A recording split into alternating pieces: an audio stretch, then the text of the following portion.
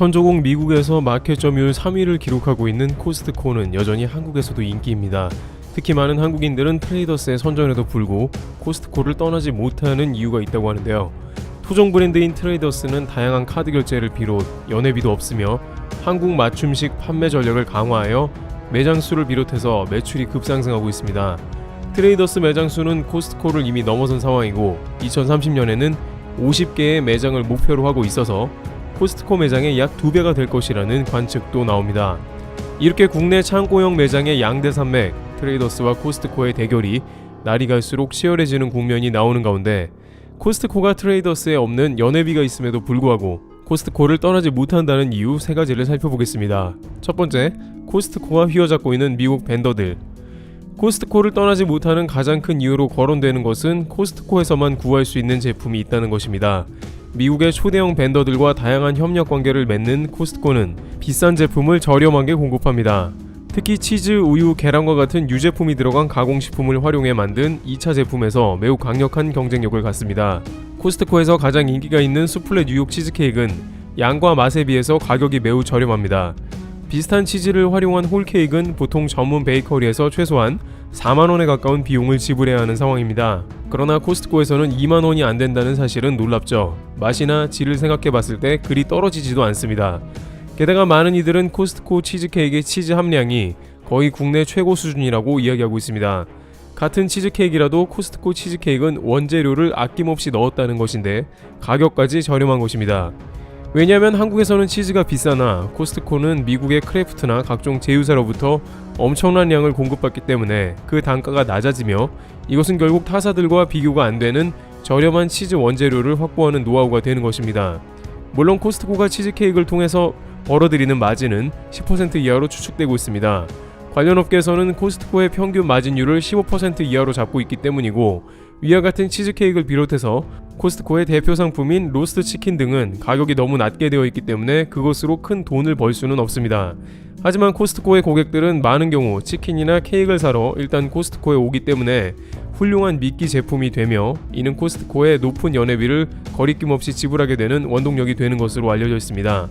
이러한 가성비 미끼 제품으로 치킨, 피자, 불고기 치킨 베이크, 핫도그를 비롯해 푸드코트의 제품 등이 잘 알려져 있습니다. 또한 코스트코는 이러한 다양한 미국의 벤더들을 통해서 커클랜드라는 괜찮은 퀄리티의 PB 제품을 생산합니다. 앞서 언급된 치즈케이크를 비롯해서 버라이어티 쿠키 등 국내에서 인기 제품은 모두 커클랜드 PB로 나갑니다. 이를 통해 베이컨과 같은 각종 육류 등을 제공받아 한국에서도 비쌌던 베이컨 가격의 차별화를 이뤄냈죠. 특히 와인의 경우에는 코스트코 영향력은 막강합니다. 미국 와인업계의 조사에 따르면 가장 단가가 높은 프랑스 보르도 와인을 가장 저렴하게 확보하는 것은 바로 미국의 코스트코라고 잘 알려져 있습니다. 와인은 국내에서도 가격이 유독 높은 아이템인데 코스트코에 방문하면 기존 와인 판매 할인점보다 많이 저렴하게 살 수 있는 와인들이 있다고 합니다. 게다가 코스트코는 미국 와인 회사들에 대한 장점을 극대화하면서 미국 와인 공급에 더욱 특화됐습니다. 일부 와이너리의 경우에는 국내 와인 공급 딜러들보다 코스트코가 상위에 있기 때문에 와인 애호가들은 몇몇 미국 와인의 경우 미국 소비자들과 별다른 가격 차이 없이 국내에서 선택할 수 있다고 하면서 와인 몇 병만 사더라도 연회비는 뽑고도 남는 수준이기 때문에 절대 코스트코를 떠날 일은 없다고 말하고 있습니다. 코로나로 인해서 외식하는 것보다 집에서 조용히 음주를 즐기는 혼술족도 대폭 늘어나고 있는 추세에 코스트코 와인 매출은 매년 성장세를 타고 있어서 앞으로 더욱 다양한 제품이 공급될 것으로 보입니다. 이와 같이 전 분야에 걸쳐 제품이 가장 저렴한 이유 중 하나는 직매입 방식이기 때문입니다. 다른 유통회사는 물건들을 전시한 다음에 팔리면 후불 형식으로 돈을 입금해주는 방식을 쓰고 있습니다만 코스트코는 많은 아이템에서 물건을 전부 매입합니다. 이는 벤더들의 납품 가격을 확 낮추게 하는 효과가 있으며 결국에는 판매 가격을 낮추는 효과가 있는 것입니다. 벤더들도 자기들 제품 재고를 한 번에 가져가 버리는 코스트코에 어떻게든 입점하려고 애를 쓰고 있습니다. 다른 회사들은 팔고 남은 재고를 다시 걷어들여 하기에 유통 물류 비용이 추가되는 반면 코스트코는 한 번 납품하면 끝이 나버리기 때문에 선호도가 높습니다.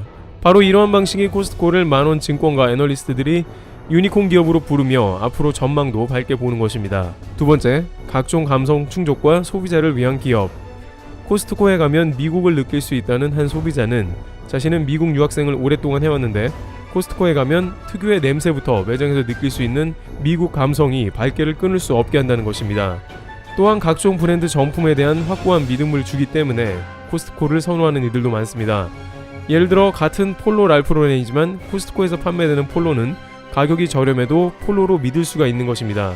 폴로는 인도네시아에서 가품이 많이 생산되어 공급되며 그것은 인도네시아 내부에선 정품으로 취급받습니다. 그러나 엄연히 미국의 폴로를 도용한 상표이기 때문에 한국에서 유통되는 가짜 폴로가 많은 이유이기도 합니다.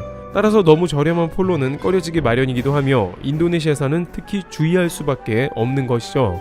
하지만 코스트코는 미국의 초대형 의류 벤더들과 계약을 진행하며 그들은 정품 라이센스를 갖습니다. 만약 단 한 건의 가품이라도 나온다면 코스트코와 각종 소송전을 비롯해서 공급도 끊기게 되는 것이므로 코스트코에 가품을 공급하는 벤더는 제로라고 봐야 합니다. 이런 시스템은 많은 한국인들에게도 알려져 있으며 많은 이들은 코스트코의 각종 브랜드 제품을 묻지도 따지지도 않고 집어드는 이유라고 할 수 있습니다. 국내에서는 일부 명품 등이 심지어 백화점에서도 가끔 가품이 나온다고 하는데 가품 여부도 고객이 증명해야 했습니다. 그런데 여기서 중요한 것은 미국만의 감성이 단지 매장만 똑같다고 느껴지는 것은 아닙니다. 코스트코의 각종 정책은 아직까지도 한국의 어떤 기업도 흉내 못 내는 방식이기 때문입니다. 특히 기한 제한 없는 환불 제도는 유명합니다.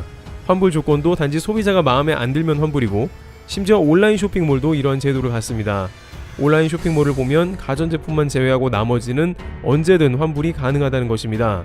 국내 제품도 많은 것으로 봐서 이러한 내용의 계약에 합의를 해야 코스트코 온라인 쇼핑몰에 입점이 가능하다는 것으로 국내의 어떤 쇼핑몰도 이와 비슷한 제도는 없습니다. 심지어 매년 내야 하는 연회비도 코스트코 매장에서 환불이 가능하므로 소비자 우선을 사명으로 한다는 코스트코 특유의 모토는 아직까지도 많은 소비자를 떠나지 못하게 하는 이유로 지목되고 있는 것이죠. 세 번째, 코스트코가 트레이더스와 빅뱅에도 웃는 이유. 하지만 이런 트레이더스와의 정면 승부가 코스트코의 아성을 흔들고 있다는 소식입니다. 최근 코스트코는 트레이더스가 급성장해서인지 영업이익이 급감하고 있다는 소식도 들려옵니다. 2019년에는 영업이익이 약 22% 정도 감소했는데 이는 트레이더스 매장 등 창고형 매장의 출혈 경쟁이 본격화되었기 때문입니다.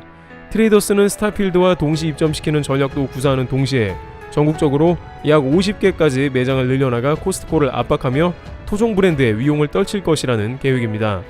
그러나 코스트코는 국내에서 출혈 경쟁을 하고 있지만 미국 본토에서 매우 잘 나가고 있는 상황이기 때문에 특유의 아이템을 공급하고 한국 내에 유통하면서 버티고 성장하는 데 매우 유리하다는 관측이 나옵니다. 특히 코로나 시대를 맞아 아마존이 버티는 미국에서 꾸준하게 성장세를 기록하고 있습니다.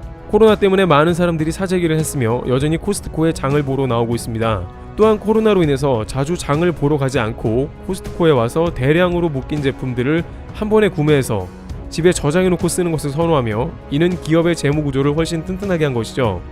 결국 코스트코는 코로나를 맞아 오히려 타국에서는 사재기나 대량 구매로 더욱 성장세를 맞은 것입니다. 한국인은 온라인이 워낙 발달해서 올해는 다소 타격이 있을 것입니다만 전 세계적으로 강세이기 때문에 앞으로 한국 시장에서도 힘을 보태면서 결국에는 국내에서 가장 경쟁력 있는 창고형 매장이 될 수 있습니다. 트레이더스는 매장 확장이 맞물려 있기 때문에 당분간은 영업이익 하락은 어쩔 수 없는 데다가 트레이더스가 성장하는 만큼 자사 기업인 이마트의 매출 감소도 있어서 우선은 확장에 주안점을 둘 것입니다. 트레이더스도 한국 제품의 차별화와 다양한 결제 방식, 연회비가 없는 장점을 부각하며 경쟁할 것으로 보입니다. 이와 같이 코스트코와 트레이더스는 경쟁으로 인해서 한국형 창고 매장들이 급 팽창하고 있습니다만 많은 이들은 코스트코의 장점이 여전히 건재하므로 쉽게 멤버십을 버리지 않을 것이라는 의견을 내고 있습니다. 트리블 튜브 여기서 마치겠습니다. 감사합니다.